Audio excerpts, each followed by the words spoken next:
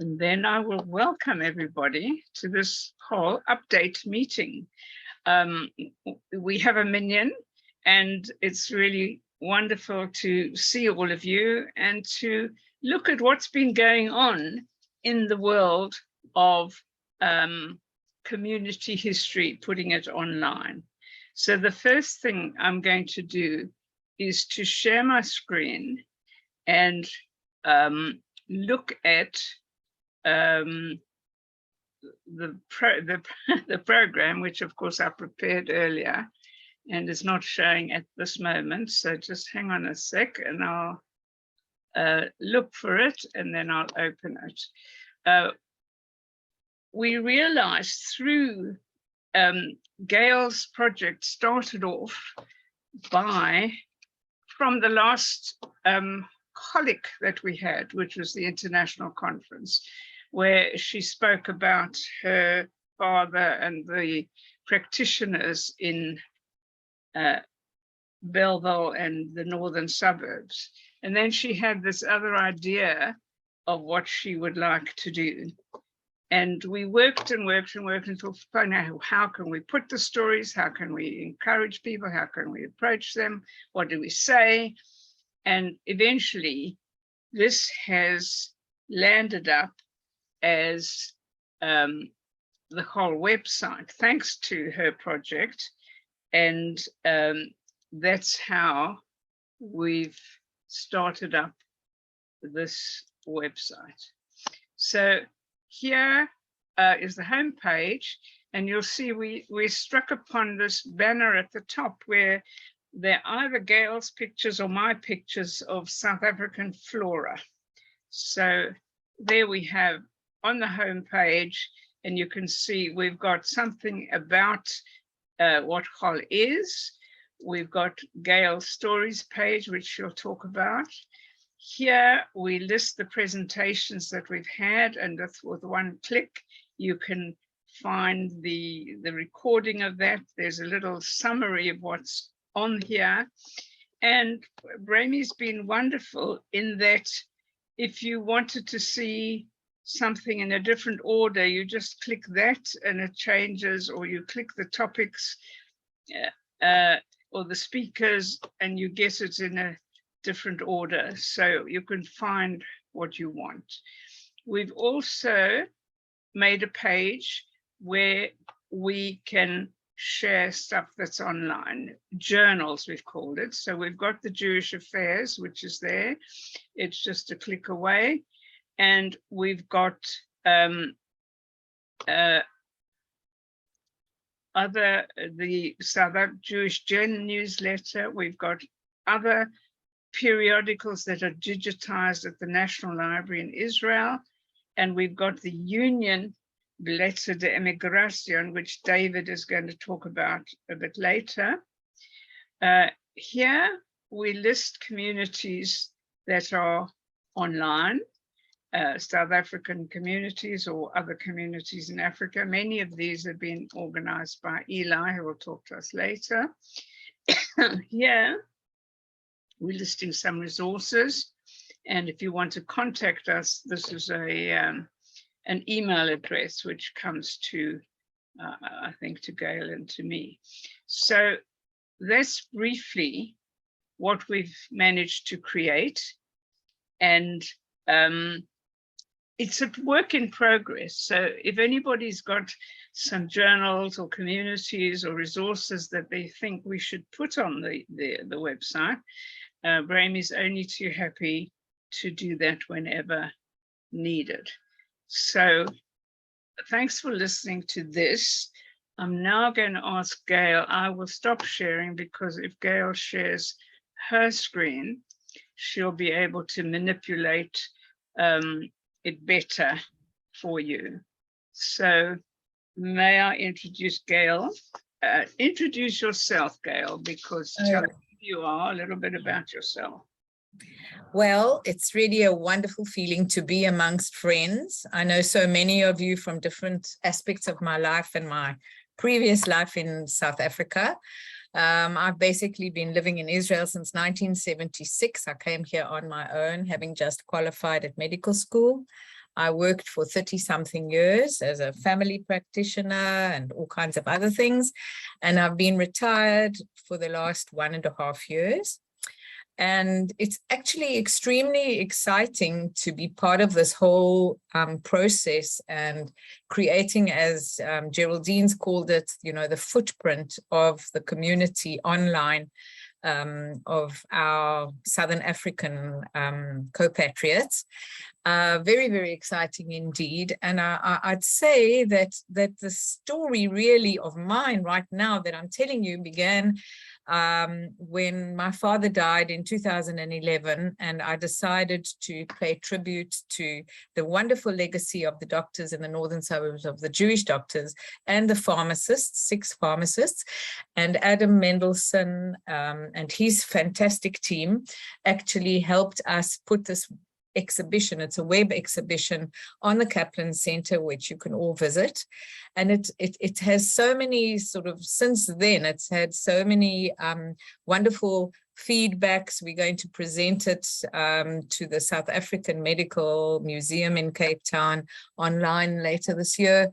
There's been so many wonderful things that happened from it. But in actual fact, what it showed me was that, you know, there might just be a way, having communicated with 20 families, that all of us could, having experienced similar routes, share stories. And I've always loved writing. It's been my solace, you could say. When I came to Israel and having to learn Hebrew and leaving South Africa, leaving English, I often found myself writing just in English and sharing this with cousins, with friends who you know, often gave me lovely feedback, not necessarily about my roots, but all kinds of things I'd write about. And it turns out that this is really a gap, or a sort of a place that we can link into right now with other Southern Africans. And this is what's happened. I spoke to Geraldine after that meeting, and she's now related the story to you. But what happened in parallel was I was, you know, sending letters to my friends and discovered that so many people love listening to stories, love reading them and writing them.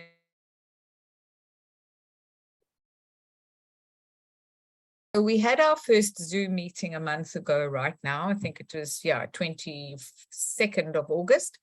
There were 60 people who attended.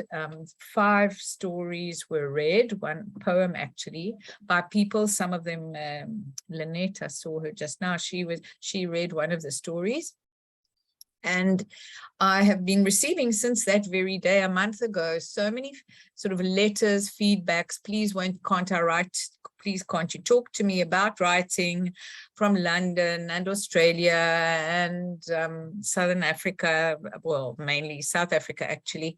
There was, you know, been lots of different suggestions of how to go forward. As Geraldine said, it's a work in progress. We have lots of ideas and possibly improving our skills as we go along.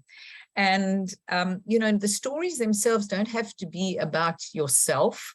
They can just be stories you liked writing. Often there's a theme or something comes up to do with your roots, to do where you were obviously, you know, brought up. There's some people who've been asking me whether maybe they could make their blog of stories into a file and we could upload that. So there are various suggestions along the way, and it really is very exciting.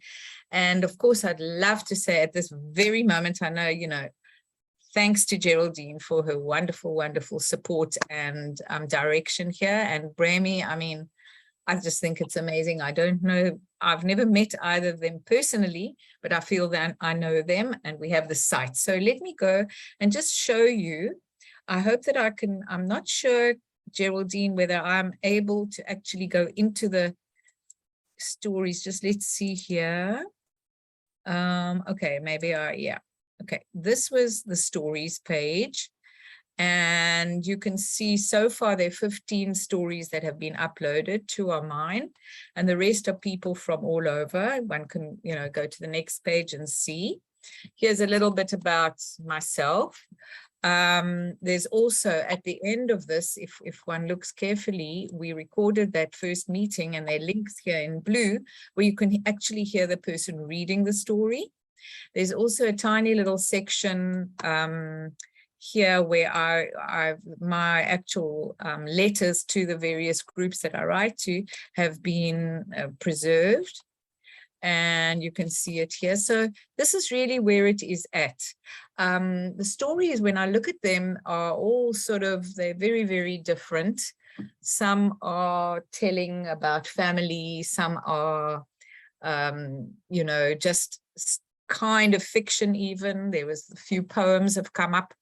And really what we are talking about, just, you know, talking in professional terms, is really creative nonfiction writing. So it's a new field really for the last heaven knows how many decades, but this is where it's at, how to tell stories that did happen and are true in a creative way. I'd be very happy if anybody else wants to join. I looked at my list before we came online, 101 people on my list that I send letters to. And I'm very, very willing and happy to talk to anybody personally on Zoom. Somebody right now in London said he was a bit nervous to read the story. So we had in the next meeting, so we will have a Zoom meeting to actually, you know, sort out those technical things. And that's it. And if there are any questions, I'm happy to answer. Thank you, Gail, because your project is something that's really taken off and taken the imagination of people so beautifully. Do you want to stop share, and then we can see if anybody would like to ask a question? Yeah, would be great if you can put your hand up, preferably a virtual hand. Then you jump to the top of a queue and we can see you. But otherwise we can take more questions later on at the end. thanks. So now, shall we move on to Ivan and give you your moment to unmute, and then you can tell us your story. Okay, but before I start, Veronica, you are one of the people that, of course, helped me hugely in my research when you were at the Kaplan Center. A little bit about myself.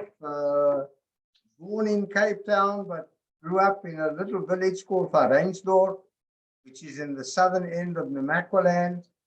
Went to school there, the local Afrikaans school. It's the only one there was, until 1951 when I was 9, and then went to boarding school in Cape Town at Sachs.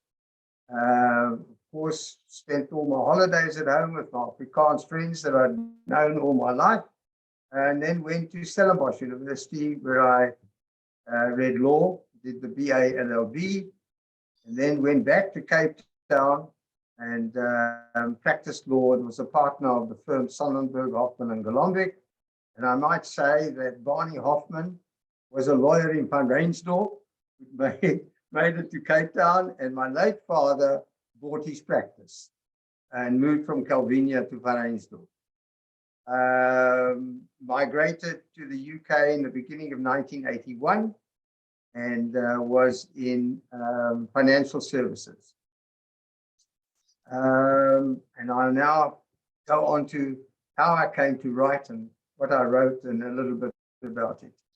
So the topic I was asked to write about was really how true a reflection of the Afrikaner-Jewish relationship was the pre-1948 anti-Semitism of the Afrikaner press and politicians.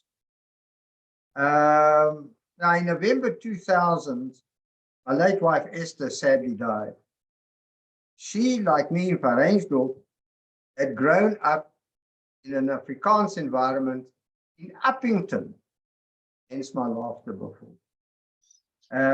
And she spoke, like me, Afrikaans to everybody outside of the home and English at home. And we had lots of Afrikaans friends, and particularly with me at Stellenbosch University, I made some very, very close friends, and we are still friends to this day.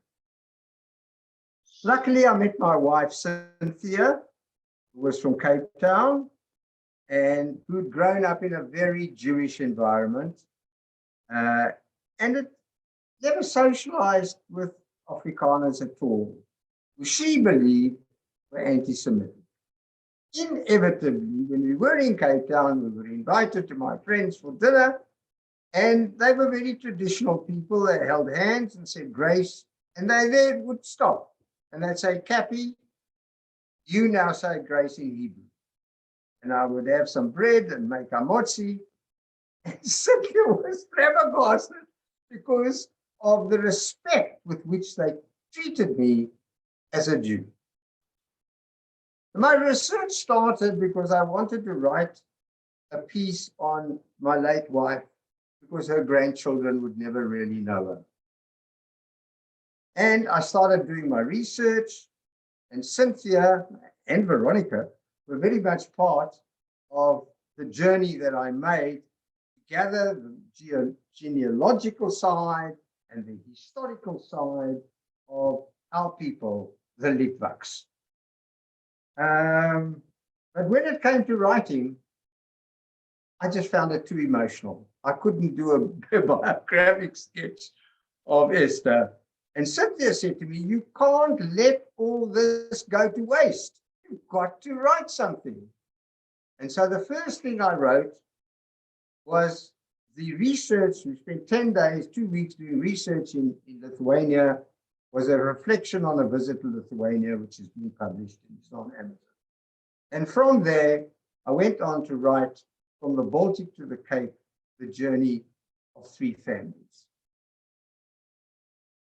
Now, inevitably, and I think we've all heard this, South African Jewry has often been referred to as a colony of Lithuanian Jews. And between 1881 and 1910, 40,000 Litvaks in the broader sense came to South, it wasn't South Africa then, but let's call it South Africa. And from 1910 to 1930, another 30,000 came. So all in all, there were 70,000 Jews from the Pale of Settlement that came to South Africa. And eventually, in 1970, we were 118,200 Jews in South Africa. Now, when I wrote From the Baltic to the Cape, I covered the history of South Africa and the Afrikaners, as well as that of Lithuania and the history of the Jews there, and their migration process, and their acculturation in South Africa. And I came across in my research very early on the anti-Semitism in the Cape Colony against the Jews that settled in the Cape. And they were stigmatized as unassimilable, undesirable, and the scum of Europe. And they tried in 1903 to stop them from coming in. And that's a story, I won't have time for that now, but it's the most beautiful story as to how the minister was changed his mind, and in fact, legislation which would have stopped Jews from coming in was deleted. Inevitably, the anti-Semitism of the Afrikaner politicians and press of the mid-1920s to 1940s was driven in large measure by the socio-economic plight of the Afrikaners. And their plight was due to the rapid industrialization and urbanization of South Africa as a result of the discovery of diamonds in 1867 and the discovery of gold in 1886. And what that had brought about was poverty amongst the uneducated white people, to such an extent that the Dutch Reformed Church commissioned an investigation and a report from the Carnegie Corporation, which was published in 1932, that found that there were 300,000 poor whites, of whom 80% were Afrikaners. Now, as a result of that, we started having the political comment by the Afrikaans politicians and the rhetoric from the Afrikaans press. And the pact, which was a coalition between the National Party and the Labour Party, won the 1924 and the 1929 election in South Africa. And D.F. Malan, who later became Prime Minister, was then Minister of the Interior. And on the campaign trail for the 1929 election, he specifically promised that he would not pass any legislation that would affect the immigration of Jews. And in 1930, without any prior notice in the Governor General's speech, he brought before Parliament the 1930 Immigration Quota Act. What it said was that people from the British Commonwealth, from Western Europe, from the United States could come in. All other people, and particularly Eastern Europe, was limited to 50 persons a year. And what this did was basically stop migration from Eastern Europe, and particularly Lithuania, to South Africa, at a time when it was becoming more and more important for them to be able to get out of Lithuania. And we know what happened. Came the 1930 general election, and we now had a rift between General Hertzog and D.F. Malan. And Hertzog and Smuts created what was then known as the, oh God, I forgot the name, the South African Party, SAPA, S-A-P, which later became the United Party. And they won the general election with a huge majority. They won 136 seats out of 150.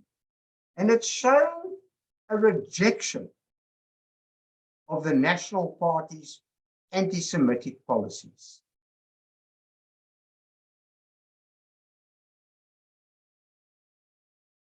Now, during this very period, the first generation of South African-born Jews from our Litvak grandparents and parents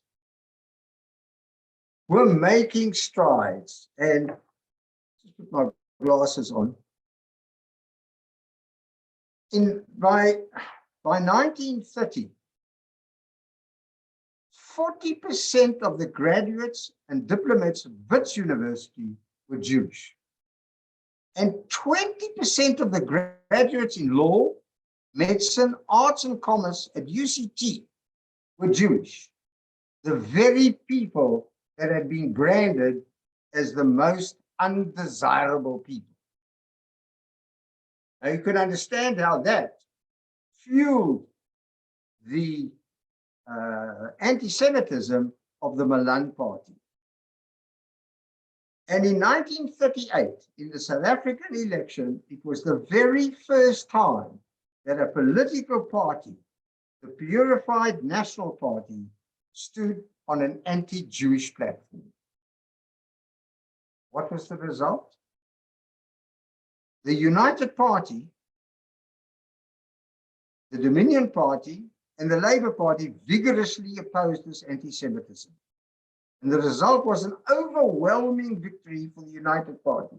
They won 111 seats as against the 27 seats by the Purified National Party. Once again, the country had clearly rejected the anti-Semitism propagated by the National Party and its acolytes. Now, one would think from what one reads and so on that all the Afrikaans politicians were anti-Semitic. But I would like to read you an extract from a speech made by General Smuts to Parliament in January 1937. As for South Africa, I do not think if we put our hands on our hearts that we can honestly and equitably say the Jews, as few as they are in number, insignificant as they are from a numbers standpoint, have not made a huge and outstanding contribution to our lives and to our civilization here in South Africa. Now, as can be seen from what I've said, my experience and relationship with my Afrikaans friends, from my earliest memory in South Africa, in Marais, and later at Marais, was so different to that which I'd learned in my research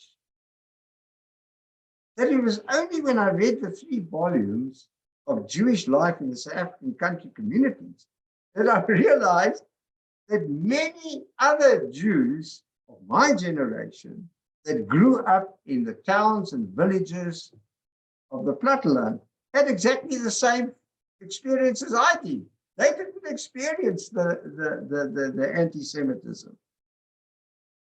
However, there certainly was a virulent anti-Semitism in the late 1930s and 40s, propagated by the Afrikaner politicians, press, and their movements, the Grey Shirts, the Ossewa Brandwag, and the Broederbond.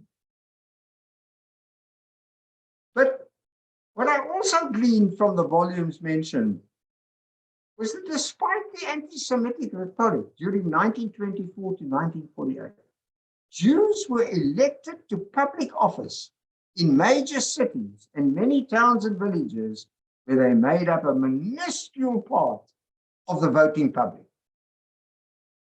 There is no doubt that certain towns and villages adopted anti-Semitic trope of the National Party. Beaufort West, the constituency of Eric Lowe, an arch anti-Semite being a prime example. But in almost every village with a Jewish presence, however small, Jews played an active role in civic life, with many serving on the local councils and a fair number serving as mayor, even during the anti-Semitic activity. Now, perhaps a letter written by Mrs. Florence Malan and published in the Cape Argus of Cape Town sums up the cordial relationship that by and large existed between the Jew and the Afrikaner in the Platteland. The Jews brought joy to Calvinia.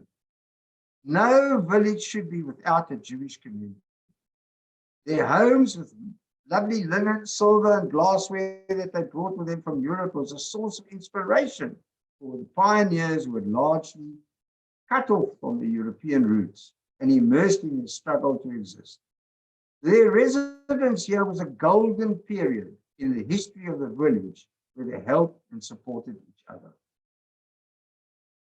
And so I decided to write the article published in 2 parts online in Jewish Affairs.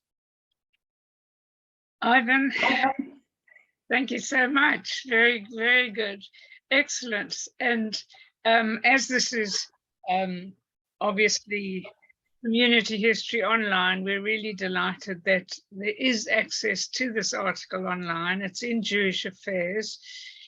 You can go directly to Jewish Affairs, or you can go via the CHOL website and go to journals, and you'll be able to find it there. Anybody got any questions right now for Ivan, or should we carry on. Next will be Gavin and Gavin, if you're there, if you can switch on your video and let me know. Are you there? There you are. Okay, brilliant. And if you could introduce yourself, tell us where you grew up, where you went to school, and etc., and how you got to where you're doing what you're doing now. Gavin. Sure, thank you, Geraldine. And firstly, just a couple of thank yous. Firstly, to you for championing this project, having it on, having it be part of this community. I really appreciate it.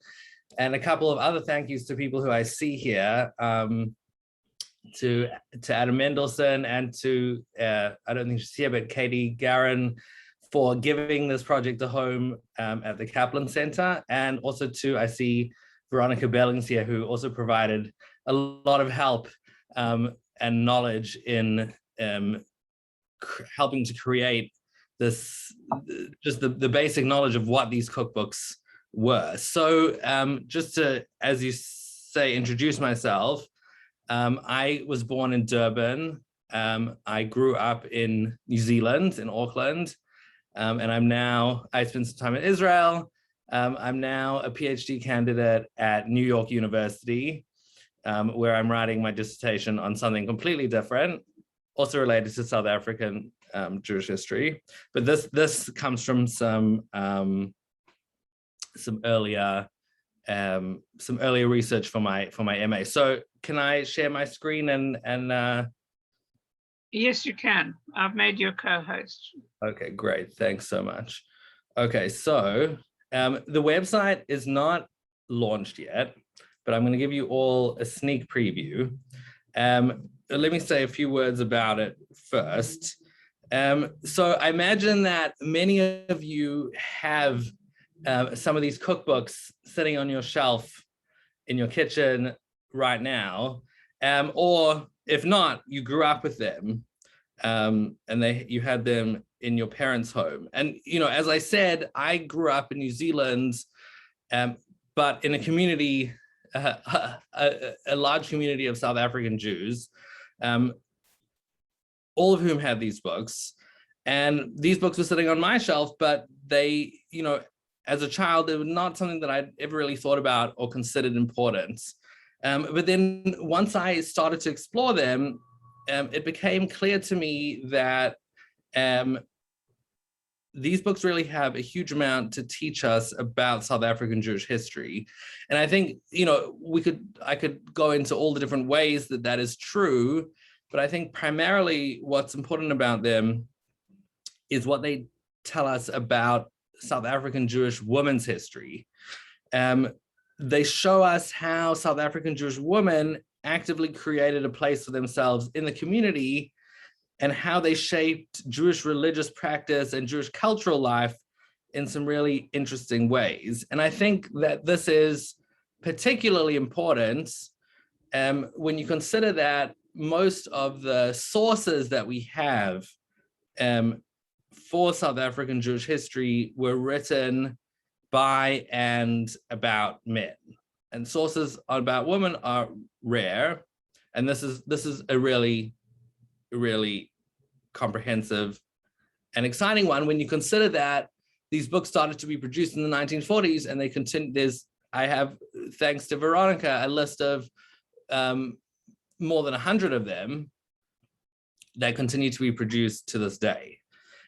So I'll take you on a little tour of the website in a second, but let me just explain the rationale of this website and this project.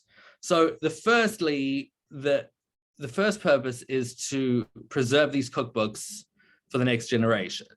So most of these books, you go to your local or your university library or an archive and they are not there.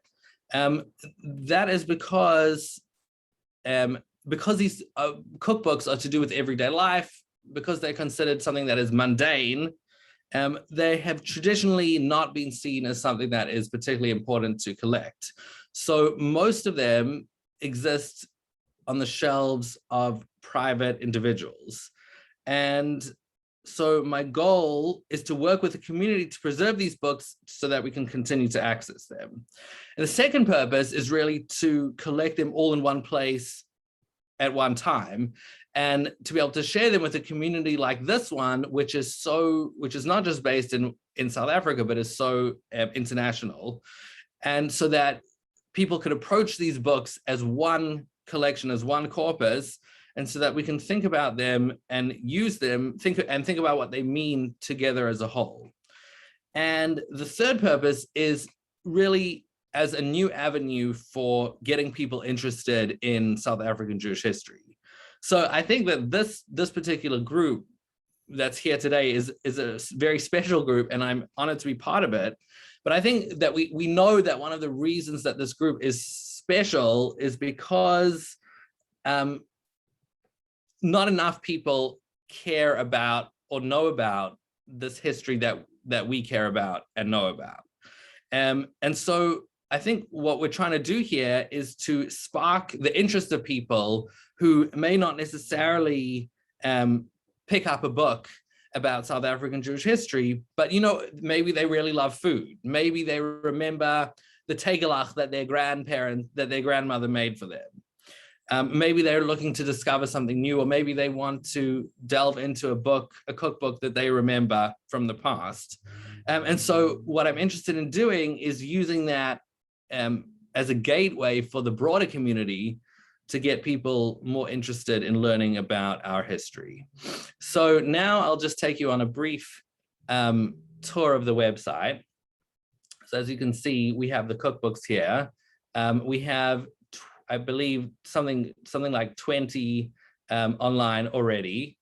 And we have a lot more coming thanks to the Kaplan Center, who is going to scan them, and particularly thanks to Joan, who's a member of this group. I'm not sure if she's here, but who shared, I think, 30 incredible cookbooks with us. So I'm very grateful to Joan for doing that. And I'm going to, in a couple of minutes, I'll get on to how other people can participate in this.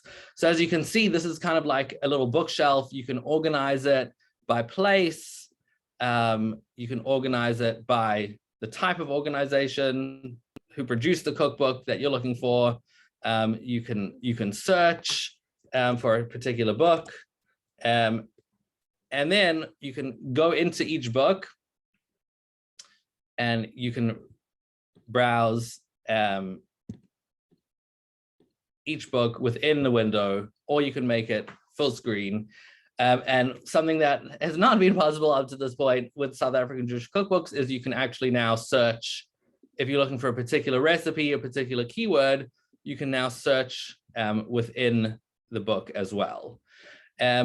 So that is the cookbooks, and that's really the primary purpose of the site. But then in addition to that, we have what I'm calling the Learn section, which is a series of short kind of blog post type of articles that delve more deeply into the history of the cookbooks and South African Jewish history more broadly, using the cookbooks as a lens. So as you can see, we have all different kinds of interesting, hopefully, topics where we're using the cookbooks to talk about all different kinds of aspects of South African Jewish social and cultural history. And all of these are currently written by me, but I'm hoping that eventually we can get other people involved to have some more personal reflections as well. So as I said, this project has been very kindly adopted by the Kaplan Center, who are scanning cookbooks, and then we're going to put them on the site. So we have, thanks to a variety of people who've shared these cookbooks, and Joan, as I mentioned, we now have around 50, but like I said, there's a list of at least 100 that I'd like to have on the site. So what I'm going to do is, in a second, I'm going to share a link to the spreadsheet. And as you can see, these are all the various books that we're still looking for. And so what I would very much appreciate is if people could look through this list, and if you have one of these books, please consider sending it to the Kaplan Center at the University of Cape Town. If you live in Cape Town, you could take it. If you don't live there, you could send it in the mail. And then if you'd like, we'd be happy to then scan it, which also preserves it for you for the future, and for your family, and then to send the physical copy back to you. In addition, if I'd love to hear from people who were involved in writing and editing and contributing to these cookbooks, especially the earlier ones, but throughout this period. And so if you know someone who was an editor of one of these books, contributed to one of these books, a parent, a relative, an acquaintance, I would very much love for you to put me in touch with them. Or if they are no longer with us, if you have any of their papers, if you have any of their records that relate to food, to cooking, to the cookbooks, I would love to see those as well. And as I said, hopefully we can open up this Learn section of the website to other people to talk about their own personal reflections of using these cookbooks and what they mean for South African Jewish history. So as I said, hopefully the website will be launched sometime in the first half of next year, and I will obviously share the link once it's live, and then hopefully at some point I'll be able to give you all another live update. So let me just share the link to the spreadsheet with you all so that you can have it. And then please also feel free to share if you know other people who have who might have these cookbooks, please feel free to share this spreadsheet with them as well. Thank you very much. Oh, Geraldine, I think you're on mute. You're quite right. Thank you so much. I mean, what a wonderful thing to do. And is this what you're doing for your PhD? Oh, thank you so much. No, this was originally my MA thesis. And it's also, in addition to this website, will be a couple of, academic journal articles, but my dissertation is about the global family relationships of Lithuanian Jews, primarily through family letters, 1914 to 1950. So something, it's still South African partially, but something quite different to this. Uh-huh. I mean, you could get a PhD for this website. I think it's absolutely phenomenal and wonderful. And what's especially unique about South African Jewish recipes was when my children started laughing in London, saying, only in South Africa, the recipe says, have the vegetables peeled and chopped. Yeah. Yeah, I actually, that cookbook that you have is really fascinating, and I have to talk to you about that separately. Yeah, the whole history of maids and domestic help and race and apartheid is also part of these cookbooks, and that's something that hopefully we'll be able to talk about in that Learn section of the website as well. But yeah, it's very interesting. Okay, any questions for Gavin before we go on to David?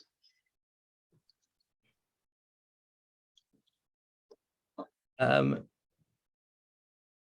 see a question from Lynette. Is the only second helpings? Let me double check what I have, and I'll definitely get back to you if we're looking for that one. Thank you, and thank you also to Gail, who I see is going to talk to me about some authors of the cookbooks.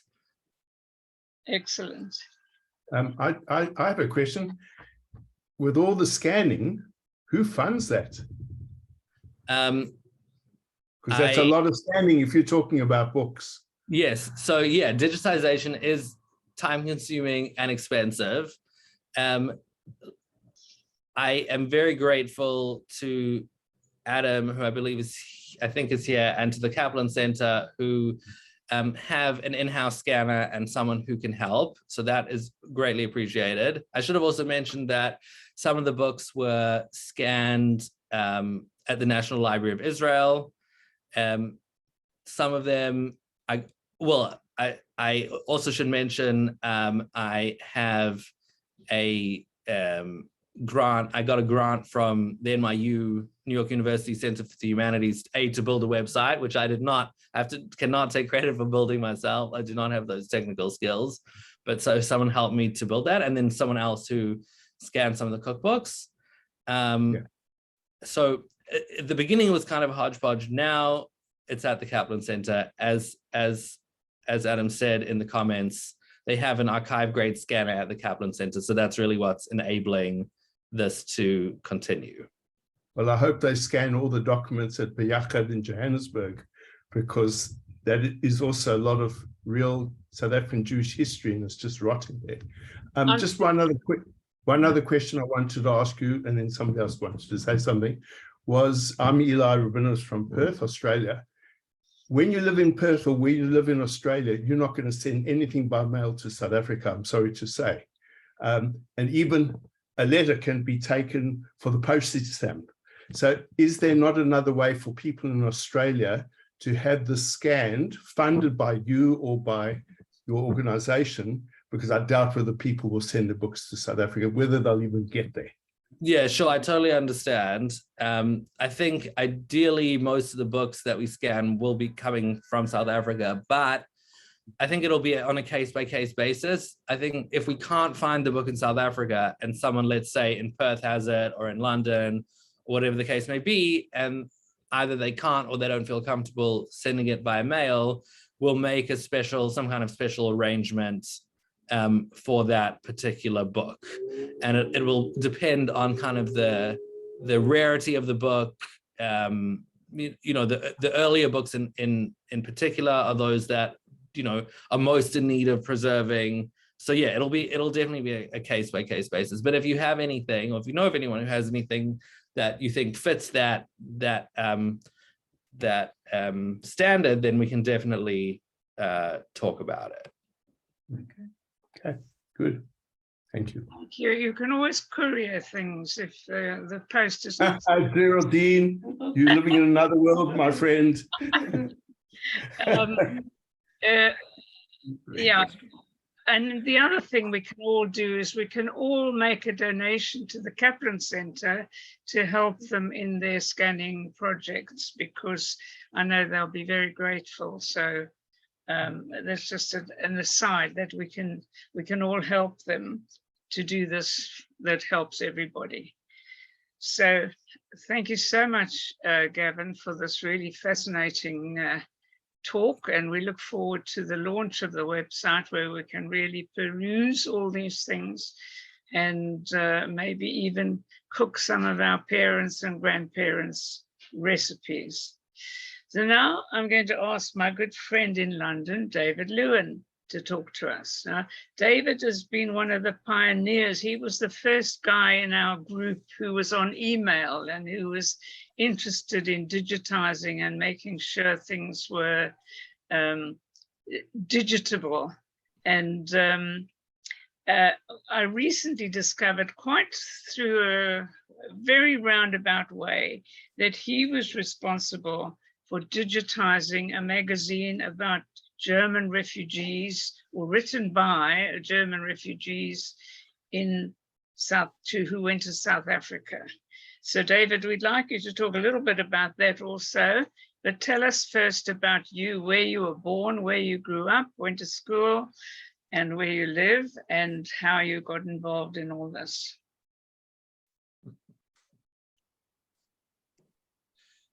Right, well, hello everybody. I feel a bit like an interloper here because I have got nothing to do with South Africa.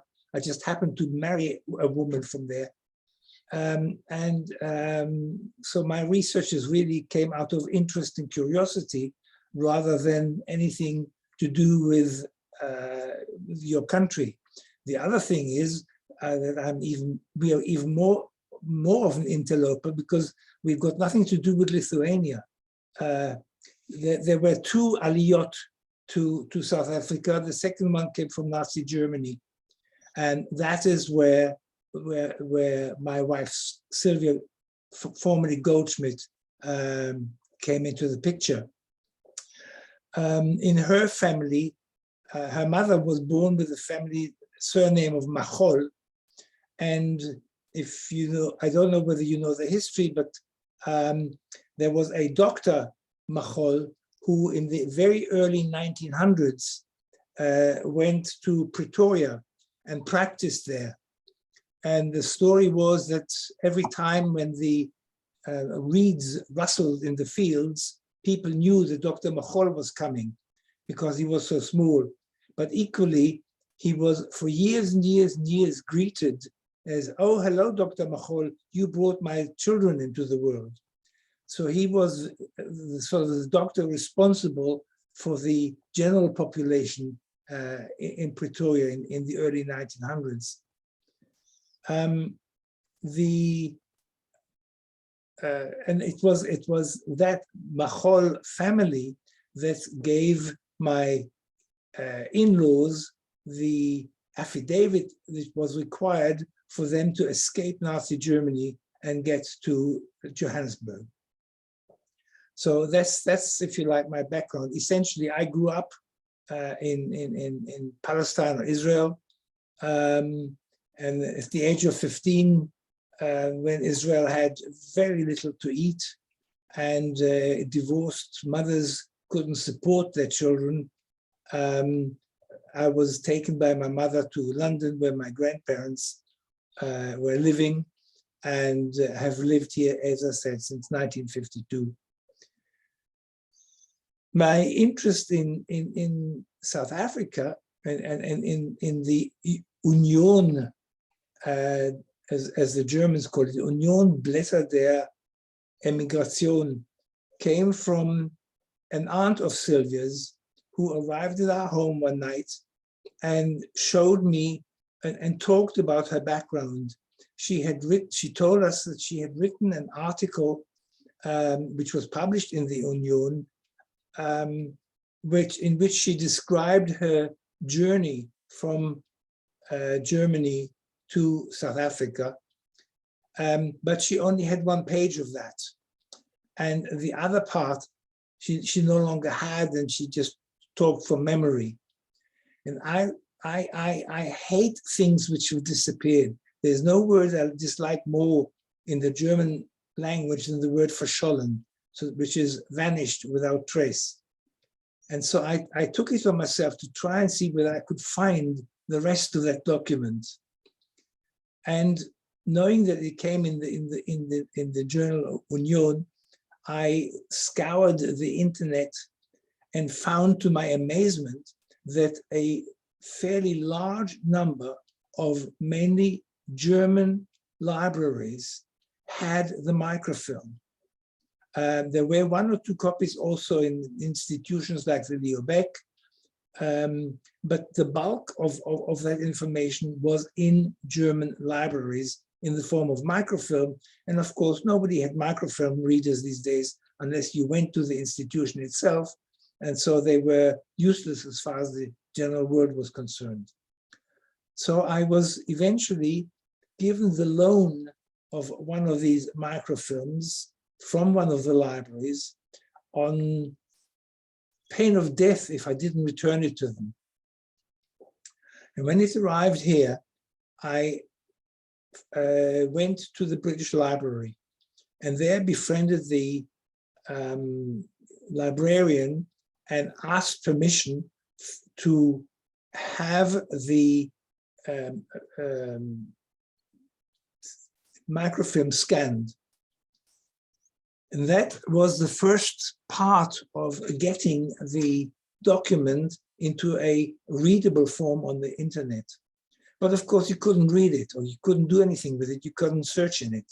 And so it was pretty useless, because unless you happened to know which journal, what page you wanted, you would never find what you wanted. And that's when I resolved to digitize the whole thing.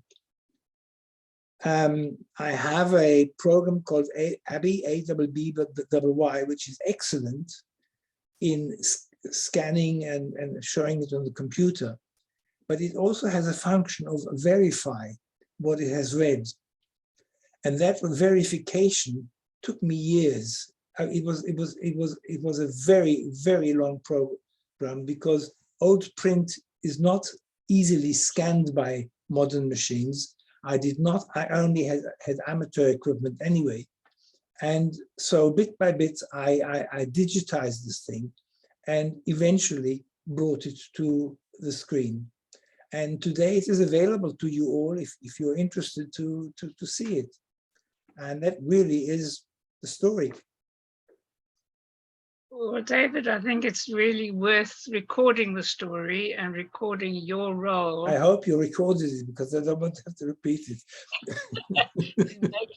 in making this available. And not only is it available on the CHOL website at the moment, and on David's own website, it may not remain there, but we are hoping, and Adam Kaplan has said he would be very happy for it to reside in a more permanent way on the Jesse and whatever his father's name was, Kaplan Center for Jewish Studies at the Cape Town University. So I think we can all thank you for doing this work and taking the trouble and making sure that it's available, and hopefully now all the people who want to find it will be able to do so. So thank you very much for joining us and for being in, and we'll allow you to interlope, even though you're not a Litvak or a you know, South Africa is bigger than bigger than that, so it's fine. So thank you very much. And it's under journals in the whole website if you want to see it for now. So there it is. So now I'd like to introduce my partner in crime. Could one ask a question? Yes, of course. Who's that? Anthony Pam. Hello, Anthony. Yes, good day to everyone on this website. If one wants to verify whether someone was a German Jewish refugee to South Africa or not, is there any source that one can approach to do that? Well, Or alternatively, is there a complete listing of those who were refugees of the 30s from Nazi Germany of Jewish origin? I'm certainly not aware of one. The only thing I can say is, and it is laborious, that if you have a name that you're searching for, you can scan it through my website, because it is fully searchable. But there is not an alphabetical list of the people involved. David, can you put the site of your website onto the chat, and then people can go to I thought you were going to do that because you put it onto yours. of your website? On my website. Yeah, if you could just put the or if you Okay, email it to me later, I can forward it to everybody. Right, I will go away for a moment and find it. Just a sec. Okay, don't worry, do it later. Give it to me, email it to me later, and I'll. Okay. That'll be fine. Anyway, thank you. Any other questions for David? If you can raise a virtual hand, it always pops you up to the top corner, and it's easier to see that you want to ask a question. But anyway, just butt in if you want to. So now, Eli, you have to tell us your history, where you grew up and went to school, and how you landed up doing what you do. I wasn't prepared for that. I'm going to do some screen sharing shortly. I see I'm disabled. Okay, well, while you're telling us about yourself, I'll Okay. make sure you got your screen I share. was going to tell you about everyone else, but if I can show you my slides, then you can find out who I am. Well, So I'll remain a mystery until then. okay. I think I know quite a lot of you, or on this, I've been scanning all the people there, seeing who are the friends and the foes, and I think you're all friends, which is good. The only thing I've got to say to start off with, to, I suppose, counter David, was that 96% of us are Litvaks.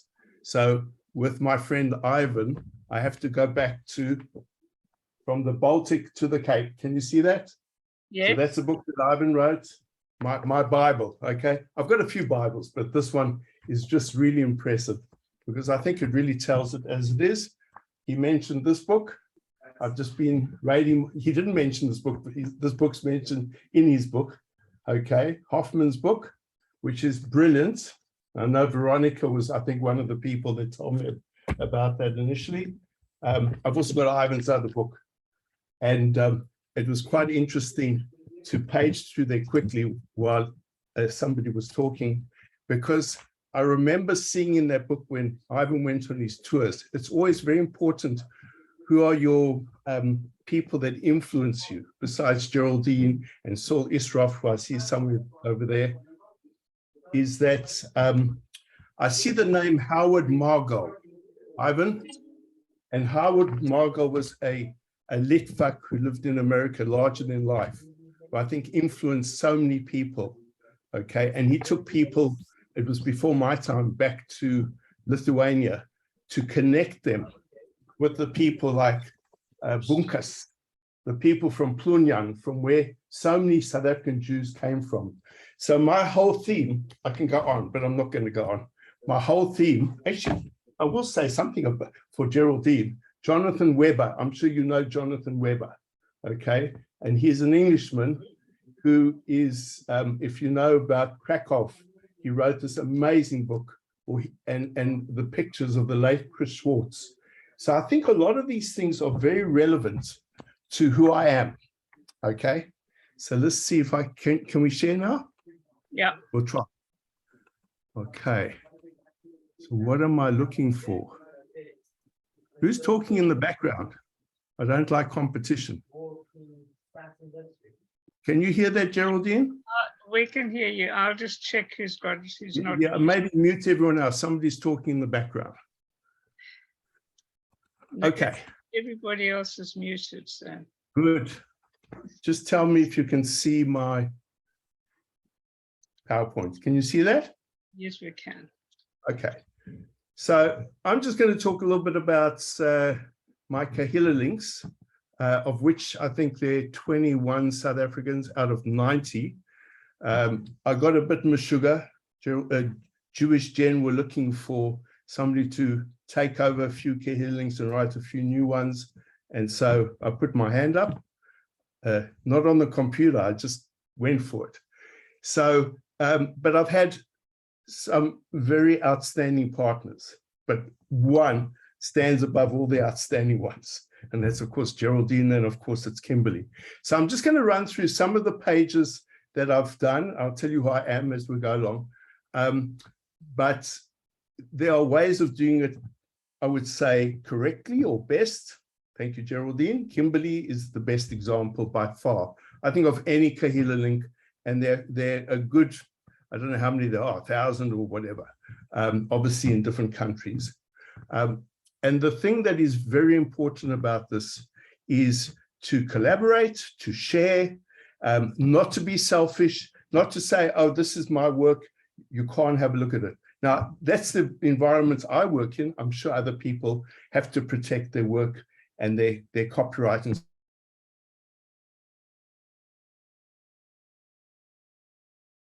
thing is to leave a legacy for anyone who wants to read about Kimberly. And I don't think Geraldine's missed very much from that town. Okay, so let's see if the next slide works. Okay, that's me. And by the way, this slideshow is available if anyone wants it. It's also as a PDF. This is a PDF and it's got links as well.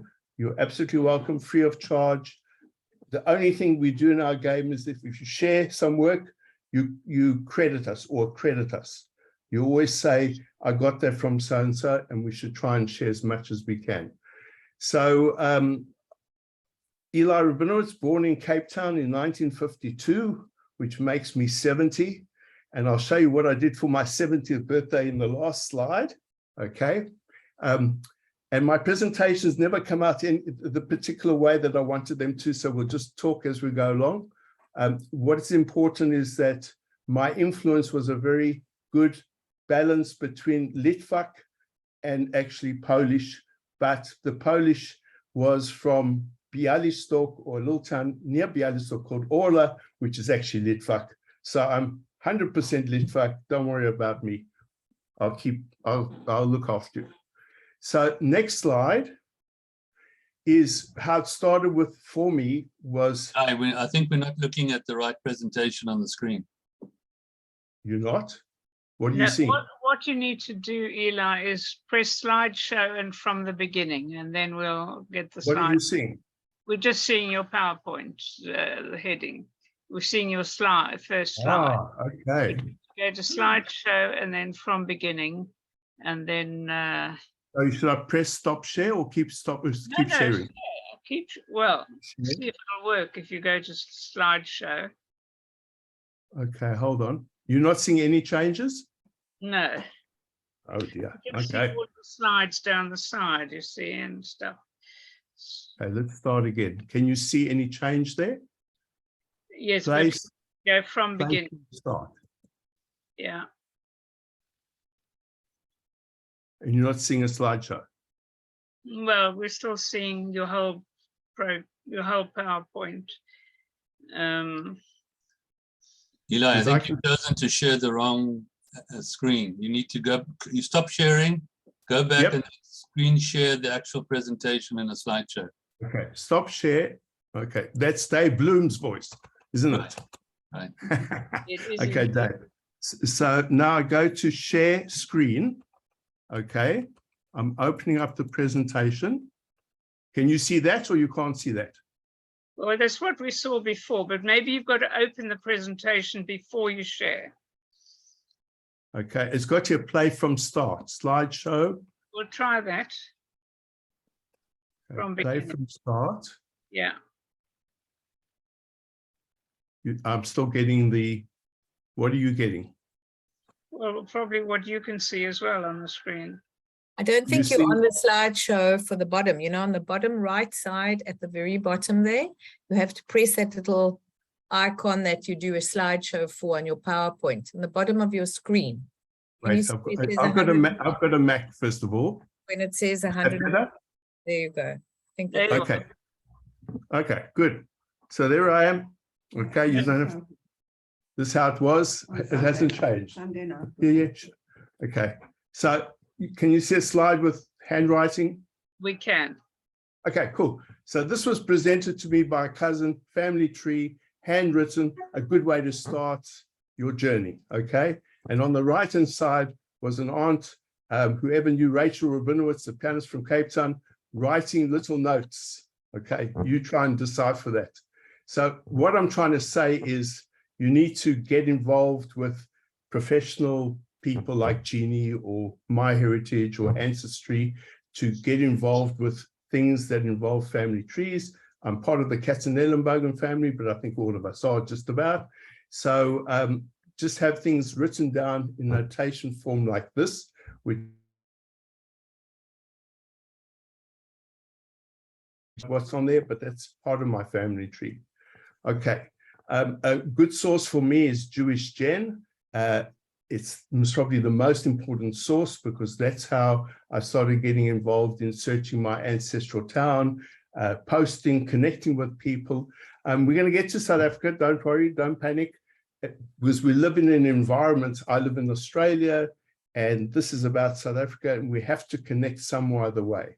And I think that is the biggest theme for me is connection, okay? Because if we don't connect and we keep it to ourselves and we don't look outside the square, we might not find things. Okay, again, part of Jewish Gen.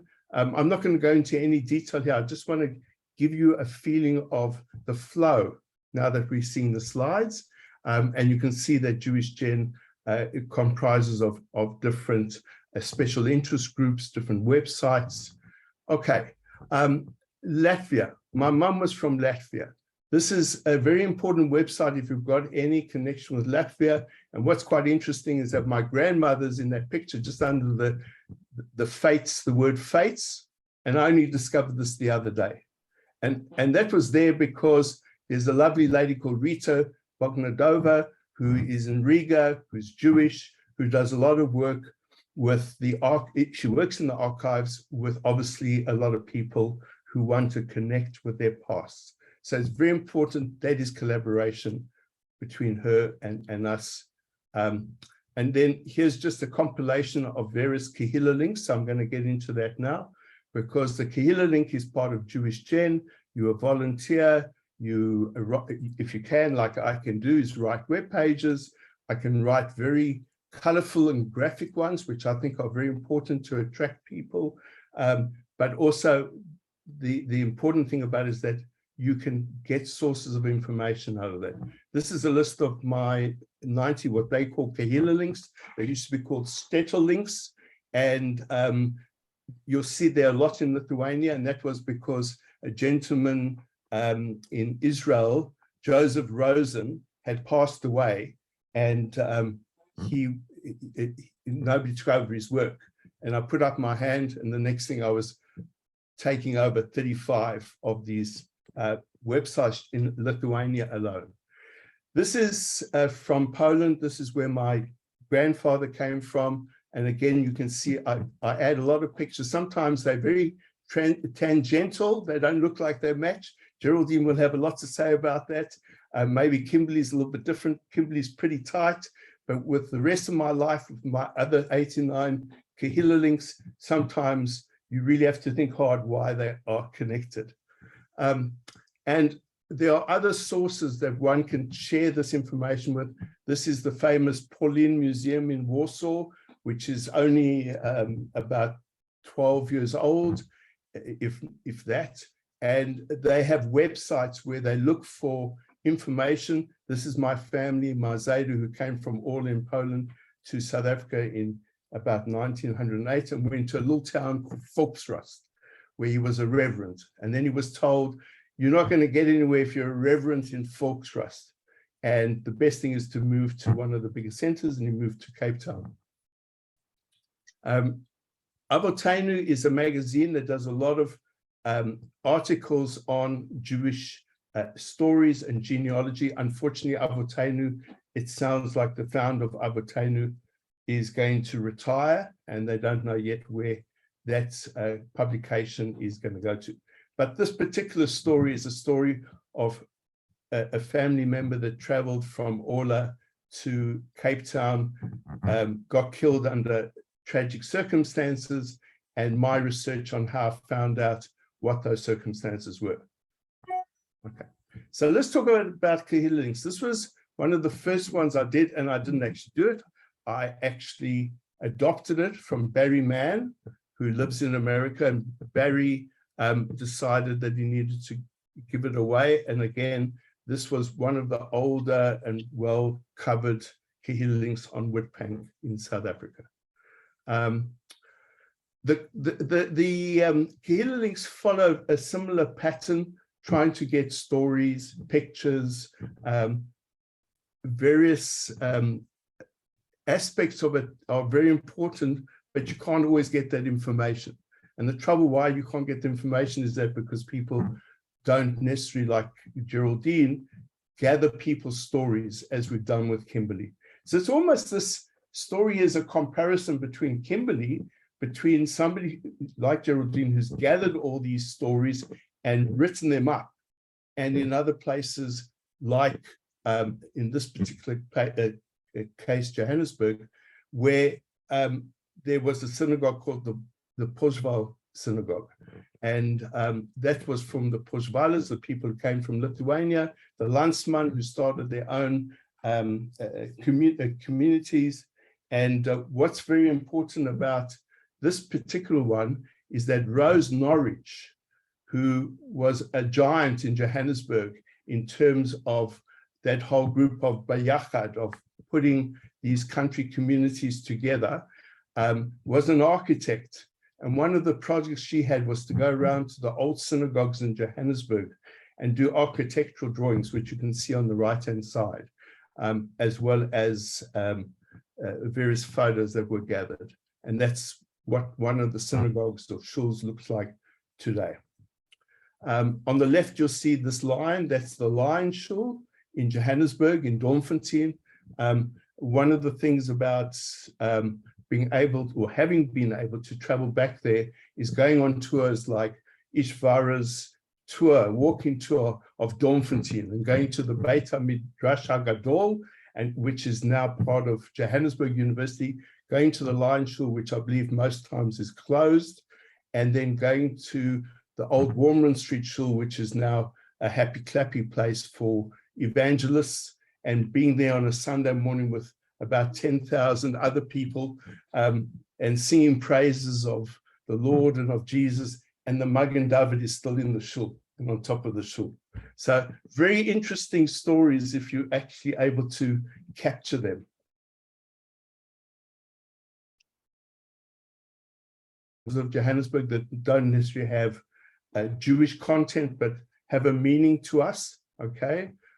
This picture is quite interesting. This was at Biyachad. This was a meeting we had in Johannesburg of various people. Some of you would know Stan Schmuckler, the second guy from the left, famous Stan, and he writes these very interesting newsletters. In the middle, in the yellow, is Ishvara, whose father is Jewish and his mother is Muslim, and he does these Jewish walking tours of Dormfontein, and very interesting guy. Eli Goldstein, who I believe is the cousin of the chief rabbi, Ada Gamzu, who runs a genealogical society in Johannesburg, Saul Isrof, who was there at the same time as me and myself. So a very interesting collection of people. So just keep going. One thing that I just wanted to mention, Geraldine, that at our last meeting, I discovered it disappeared off the website, was that Google bar, which, if you remember, Dave Bloom gave us the idea because he does it on his Zimbabwean website, was that you can search in Google either on the own website or the whole web. And so I've put it back on the Kimberley website, but this is the Pretoria one. That Google search is very important. You'd be amazed what you find. Petersburg, again, a very interesting collection of Jewish people who came from there and went somewhere else, of course. Potchefstroom as well. We have a rabbi in Perth, Rabbi Coleman, Shalom Coleman, who came from Liverpool, who came to South Africa in the 40s. He's now 104, still going very strong. That was his first community in South Africa. He didn't particularly like it. And then he moved to Bloemfontein and then to Australia in about 1970. So there's connections and there's history in all of these websites. And we shouldn't discount the fact that it might not have much in it, but it's connected to other places through people, obviously. Bloemfontein, again, the same thing. We've got some people that have written lovely articles, like Amanda Germain, who I've never met on her family from Bloemfontein. She also wrote one on her family from Graaff-Reinet. Cape Town, again, I mentioned earlier on, I had a reference to Biyachad in Johannesburg. That's one of the saddest things to see, is to see the archives sitting there. Nothing's been done about them. I believe the Kaplan Center or the SA Jewish Museum are talking about possibly helping them through and taking over, because they certainly need it, because there's amazing history. On the right-hand side of the picture, Rabbi Jacob Newman, Professor Dr. Rabbi Jacob Newman, who was my rabbi at Waverley Shul when my dad was a cousin there. His wife, Zelda, was born in Beaufort West. Okay, you wouldn't believe it. With Chris Barnard was also born in Beaufort West. These are things that connect people on different websites, and he landed up being the rabbi of the Green and Sea Point Marais Road Shul after being the rabbi of Waverley Shul. So there's history in all these pages, and I just wish people would appreciate that more and actually contribute more, because they are as part of a Jewish Gen database, and Jewish Gen is hosted by Ancestry.com. So there are a lot of very important connections. If you put something on the Kimberley website, it can be accessed by somebody anywhere except on the moon, because if they're on Earth, they can put in a search and they will find it through the Jewish Gen Ancestry Connections. Okay, Muizenberg was one of the sites that was very exciting because I got involved in the Memories of Muizenberg exhibition here in Australia, thanks to Saul Isroff, and was an extreme success. It went to, I think, 4 cities, and then afterwards we sent it through to Canada. Richard Stern got involved with it, and they ran it in Vancouver, they ran it in Toronto, and then it also went to San Diego in the States. And there are some lovely stories. One of the pages, these are all key links, by the way, that I'm talking about, but they're interconnected with people's stories. And if you've seen any of those people, like Leonard Weinreich's story on the opening of the Muizenberg exhibition, it's just an amazing, amazing presentation, as is some of the other people's. Daar is an interesting place because Anne Rabinowitz, who's not related to me, who's not South African, wrote a brilliant article on it for us. And you can see a very interesting picture. And then there is this guy called Ribko, who traveled around. He was like the equivalent of Rabbi Silberhaft, but many years ago, and went around and wrote articles in all the country places in South Africa. And I managed to get from Rabbi Silberhaft, my friend, this book, which has got all those newspaper articles on the country towns that was written by these people, as you can see. Exhibit number 10. Keep going, Eli. Oudtshoorn is another beautiful place with a lot of interesting history and a lot of connections. The article on the right was written by John Seligman, who is an archaeologist who lives in Israel, but not born in South Africa. I think he was born in England, if I'm not mistaken. And he's the guy that found the Shulhof, the great synagogue of Vilna, and was able to do his diggings and findings. This is him, and on the left, on my right, on the left, me in the middle, and my friend Wojciech Konachuk, who's Polish, who found me on Jewish Gen. Not Jewish, but he found me because his grandfather, my grandfather, from the same shtetl. So you don't have to be Jewish, as they used to say, okay? And John Seligman bumped into us. This is in Warsaw, in a restaurant. He came down from Vilnius, he lives in Israel, came down from Vilnius for one day to see what Warsaw was like, and he bumped into me, into Wojciech. So you've got to keep moving. Grafenet I mentioned earlier on, and even there's in the shadow, you can see Rabbi Silberhaft on the right. He's done an amazing job. And if anyone ever has any questions about the country communities of South Africa, besides Ilona up at Biyachad, talk to Rabbi Silberhaft. So where does that leave me? Kimberley. So just because we had a Kimberley meeting earlier this week, Geraldine's hiding behind, well, you can see, can you see Geraldine? Can you see yourself there? Because it's hiding behind your photos there. So just a quick run through. If you want to know how websites should be run, thanks to Geraldine, you can read. These are only a few selected pages with lots of links. Families are a very important part of the website, and with all the links leading to articles, leading to family weddings, all kinds of things that make this website a completeness. And we can even add if our friend will let us add the cookbooks, we can do cookbooks by city or by town. Okay, Geraldine, there's a good idea for you. Okay. We'll just make a link. We'll just make a link to. Yes, we'll make a link. So famous people that came from Kimberley, there I mentioned weddings. And one point I want to make here is that when Geraldine did these articles, she made sure she got everyone's names in the pictures as captions, because that absolutely irritates me when you see a picture once just being distributed of Sachs School from 1972, the matric class, about 20 guys in it, and there are no names there. if you click on, you see a few names, if you click on their faces. Yeah, only on Facebook, right? What you have to do is go all the way and have the names written down. You can't do half a story, photographs without names. Again, this is famous people with links to them with stories that Geraldine did, and the newsletter, which is something that brings it all together on a very regular basis. So it's a lot of work, Geraldine. I know I'm referring back to you. It's a lot of work for me as well, but we've managed it, okay? And I would like to say that this is should be an encouragement for everyone else. And there I am, we're wishing you a Shana Tova, okay? And you can see this was yesterday, that picture on the left, in the very small on the left-hand side, there I am. And there's my lovely wife. There was a birthday present from my 2 sons, okay? And we were very brave to go up. And that was only yesterday. So you see, history is yesterday as well. So I appreciate you giving me your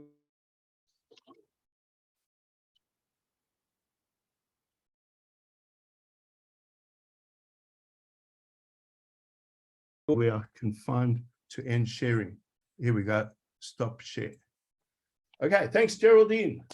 Wow, Eli, that was a wonderful tour. Tour de course and a tour de killer links. A killer tour. Yes, it's been great working with Eli. And I think the secret of the Kimberley site is that it's organized. It's not just random. You know, if you want to see articles, you go to the button that says articles. If you want to see families, you go to the button that says families. And they're all there in alphabetical order.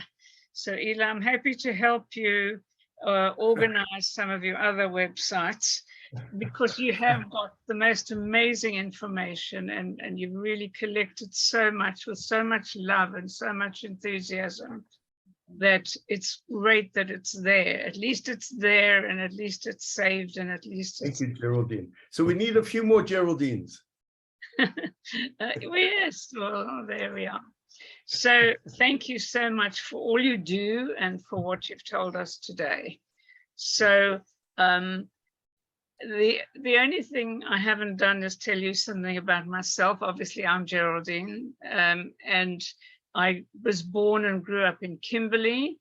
I went to university in Johannesburg, did a BA with fine art. I went to Cape Town University and did a teacher's diploma. I taught for a year in Johannesburg at Benata Park School, not realizing what the Benata meant in terms of Kimberley history.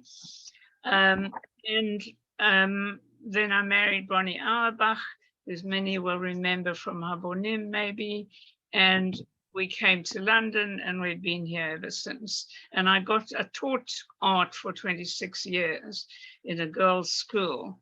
And I also got involved in Jewish music, started with making concerts of a festival of Jewish music for B'nai B'rith. We then developed into what eventually became the Jewish Music Institute, and it's now based at the University of London. So when I retired from that, it was my dream to make a website for Kimberley. And this is where we are. My dream now is to make a virtual cemetery for Kimberley. And that's what I'm hoping to do, working with Barney Horwitz, who is the indefatigable chairman of the community, even though you can probably count the community on one hand, but he does a fantastic job. So I see there's a question from Hazel. If Hazel would like to unmute and ask your question. Hi everybody. Can you show? Can you hear me? Can hear you, but we can't see you. Hold on. You have to put your video. My babies, hold on. Your babies. Hi. Yes. I'm in London. I've been here many years. My parents moved here when I was young. My grandfather was from my late grandfather from Lithuania, from Vilnius. My grandma was from Latvia. I would like some help to find out more about the history when they came. Like all you guys, I would love to know more about my family history. Also, my parents were born in Cape Town. Can you put me on to somebody who could help me find out more, or places where I could find out more? I'd really appreciate that. I'm sure that Veronica, maybe you wanted to answer that question. Well, you can quite simply go onto the Kaplan Center website, and you will find, and you can be connected to various Jewish cemeteries, and also to, there's talking in the background.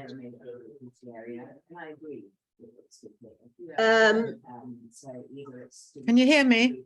Yes, I can hear you, but there's talking in the background.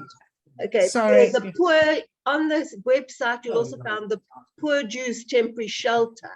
I, for instance, found, you just click on that and you can search it. I, for instance, managed to find how my maternal grandparents came into South Africa. It'll give you the date, etc., etc. You just search by their names. That's certainly the beginning of your research. The Kaplan Center is basically where you want to go. Okay. And go on to the Poor Jews Temporary Shelter. Yeah, but you will find that on the Kaplan Center website. Okay. Okay. That would be where to start. That would certainly be a start. Brilliant. Thank you so much. Okay. Right. Anybody else like to say something? Nice to see you, JP. Somebody's